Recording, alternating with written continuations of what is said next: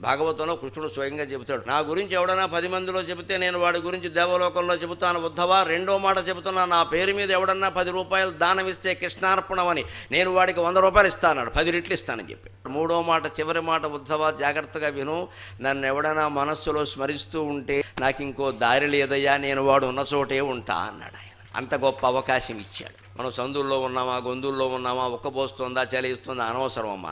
మనసులో గోవిందనామస్మరణ మానకుండా ఉంటే చాలు. అప్పుడు మన ఆరోగ్యాన్ని ఆయనే కాపాడుకుంటాడు. ఇంత సులభమైన ఉపాయాలు ఉన్నా ఏమీ చేయక్కల, మనసులో స్మరిస్తే చాలన్నాడు. దానికి కూడా బద్ధకమై కొంతమంది మహానుభావులు ఎలా ఉంటారంటే, ఆ స్మరించాలన్నా కూడా దేవుడు అనుగ్రహించాలి, బద్ధకం మేళం అంటారు వీళ్ళని.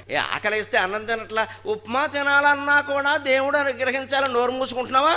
2 కేజీలు ఉప్మా లాగించేసావు ఇక్కడ. దైవస్మరణ చేయడానికి, పుస్తకం చదవడానికి అప్పుడు దేవుడు అనుగ్రహించి, ఎందుకంటే మనకి ఇష్టం లేదు. సొల్లు కబుర్లు చెప్పుకో, ఆశమ్మ బోషమ్మ అంటే గంటలు గంటలు చెప్పుకుంటారు కూర్చుని ఇక్కడ.